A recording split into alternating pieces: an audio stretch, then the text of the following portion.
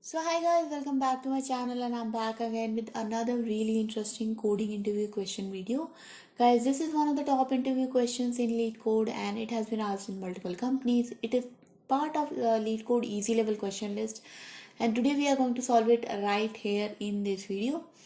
And guys, you know that I do a lot of coding and programming related content, and if you like my content and you want to learn something with me, you want to practice with me, then please do subscribe to my channel, hit the bell icon for further notifications. Do give this video a big thumbs up and share it with your friends as well. If you have any comments, suggestions, feedback, questions, please put them in the comment section below. I would be happy to address them sooner or later. And now without wasting any time further, let's get started. So guys, you can see the problem statement on my screen right now, and let's read the problem statement. So basically we are given a staircase and it is having n steps, and we want to find out in how many ways we can climb to the top. So you might be thinking that there is only one way, you just take one step at a time. But in this problem you can either take one step at a time or you can take two steps at a time. So basically, how many different ways are there if you want to climb to the top? Let's see an example.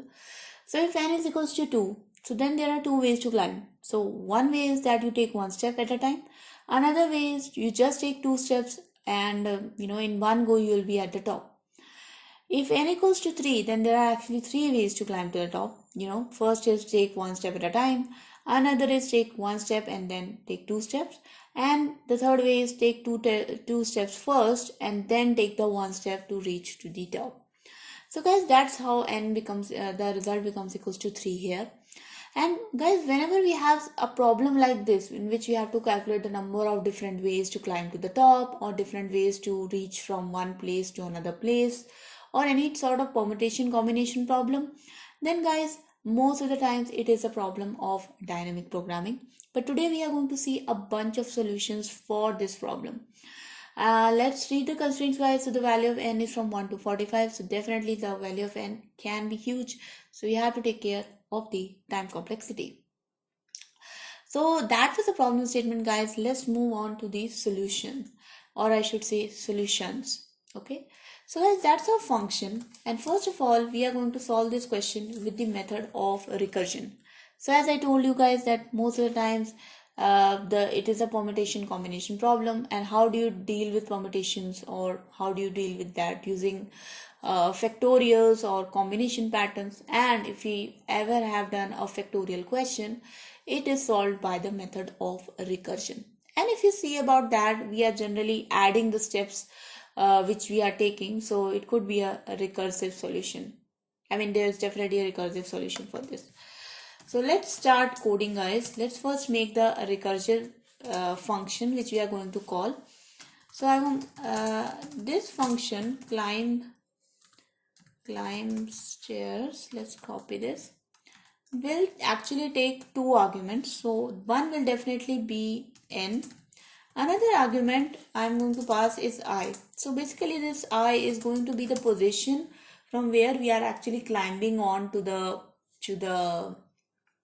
stair. Okay, so basically I am going to start this I value from 0. So that's why, because I am starting it from 0, so even if I is equals to n, it means that there is still one step to cover, because if I start from 0 and n value can only be starting from 1, so definitely there will be at least one step to cover. So if I becomes equals to n, we have to return 1. But if I becomes greater than n, then return 0. That means we are already at the top guys and we don't really have to take any step. If none of the base conditions are actually fulfilled, what we will do? We will add the steps taken if we take two steps at a time and just return them as a result. So how we will do that? So take climb stairs.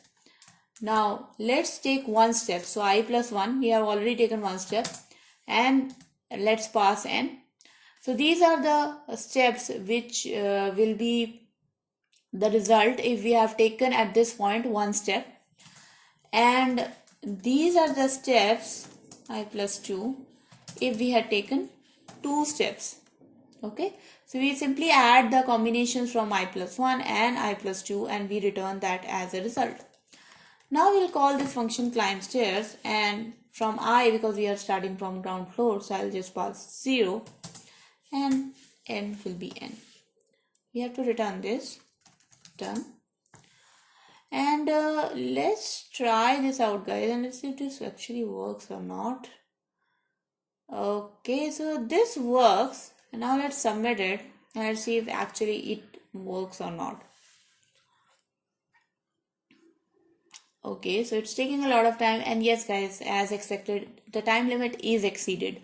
So guys, whenever you are creating recursion problem, you are actually making a recursion tree. Okay, so what will happen is that first of all, a tree of I plus 1 comma n will be created, then I plus 2 comma n will be created, then then further tree will be created for this one, further tree will be created to this one, and this will continue until the value of I becomes equals to n. So you kind of will end up with 2 to the power n tree, because for each and every return statement 2 trees are being created. Okay, so you'll end up with 2 to the power n trees, and you'll end up with 2 to the power n times calling this function. Okay, so that's something you don't really want to do, because it kind of increases our time complexity and we want to, definitely minimize it. So one way to actually minimize the time complexity of your recursion problem is by the use of memoization. So memoization, I hope the spelling is correct, but pardon me if it is not. What we will do in memoization, guys, we just create an array. So I will just create an array here. M becomes equals to new int, just pass here n. Okay, so what I will do, I will just create an array here and I will just pass this, let's make it mem. Just pass this mem array along with m, and what I will do, I will keep on storing the result of my recursive statement with this. Okay, so if I become equals to if I becomes equals to n, then I have to return 1, and if I is greater than n, then it returns equals to 0. But if there is an else condition, that means the base condition doesn't work.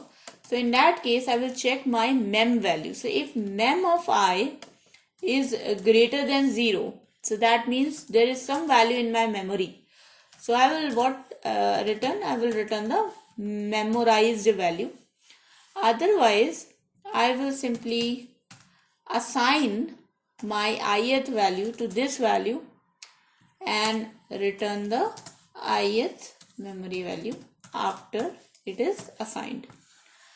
So what it will do, guys, it will not recalculate each and every time this function is calculated. Okay, so suppose I is 1 comma n, and for this I becomes equals to 2 comma n. The next time the climb stair will be called, for this tree again 2 comma n will be called. So now next time 2 comma n is already stored in this memory. So at that time we will come to this if statement and we will simply return that instead of calculating it again. Okay, so we'll not go and create another subtree. We'll just simply return it. So now let's run this code, guys, and let's see if this actually works or not. Okay, sorry, there is a compilation error. Okay, so that's the thing. Sorry, my bad. I didn't pass the memory array here. So let's pass the memory array again. And now it should work. And should solve the compilation problem as well. And you can see that this works for one simple question. But let's see if this gets submitted or not. Okay guys, so my submission result is also accepted, and so you can see that definitely with the help of memoization you can reduce the time complexity of your recursion based problems. But now let's get into something called as dynamic programming. So I will just simply delete this, guys, and now we will do this with the help of dynamic programming, and with the help of dynamic programming you can actually reduce the time complexity to order of n. Actually, if you are using memoization, then also your time complexity will be order of n. But dynamic programming is a much simpler solution. Okay, so in dynamic programming, what you do, you simply create a array. Okay, we just call it a dynamic programming array, and what we will do, we will initialize this array as integer n plus 1, and let's see guys what is actually happening here. Okay, so if, let's suppose, if I have only one step to be taken, okay, let's see if my value of n is 1. So if the value of n is 1, then there is only one way to climb to the top, right? And if the value of n is 2, then there are two ways to climb to the top. That is completely fixed, right? These two values are fixed. So if n is equals to 1, you can only take one step. But if n is 2, you can either take two steps or you can take one step at a time. So let's fix that in our dynamic programming array. So if dp1 is equals to 1 and dp2 value, so this is kind of our result array, right, where we are storing results. So if the number of steps, if n value is 1, the value of result is 1. If n value is 2, the value of result is 2. What we are simply going to do is we are going to simply add these values. Okay, so if my n value becomes equals to 3, what I am going to do is I am going to add the value of when only 2 steps could be taken, and I am going to add the value when 1 step at a time could be taken. So I am just going to add these two values, and that will become my dp3. So what I am going to do is I am going to create a loop from 3 to I less than equals to n I plus plus, and what I am going to do is I am going to make sure that I will add the value of I minus 1 and dpi minus 2. So what I minus 1, I minus 2 means that if I take only one step at a time, then I will add all the values before. If I took only one step at a time, then just add all the steps which were taken in one less stair. And if I take 2 steps at a time, then I add all the steps which were taken in 2 less stairs. So I minus 1 and I plus 1. And when this loop will be completed, guys, finally when you will return your dpn value, this will actually be containing the total number of steps, or which could be total number of ways with which we can climb n steps. Okay, so let's run this code, guys, and let's see if finally works or not. And it actually works fine. Let's see the summation as well. Okay, so there is some issue. I'm sorry about that. Oh, sorry. So obviously I didn't take into consideration the the issue when the n value is only 1 or if n value is only 2. So if n value is only 1, then obviously this thing will give me an array index out of bound. So if n is 1, return 1. If n equals to 2, then return 2. So sorry about that. Now I will submit it. And hopefully this time it will work. And it does work, guys. Let's see the details here now. And you can see all the test cases are passed. The time complexity and the memory does look definitely acceptable. And yes, guys, so that was the video, and I wanted to explain a couple of solutions for this dynamic programming type of problem. So basically all dynamic programming problems you can solve by loops, you can solve by recursions, you can solve by memoization, but it definitely needs a lot of practice to actually get a hang of dynamic programming problems. But if you do get a hang of it, I think it will be much simpler for you. So guys, that was the video. I hope you enjoyed it and you learned something from it. Again, I request you guys to please do subscribe to my channel, hit the bell icon for further notifications, share this video with your friends, and do like it as well.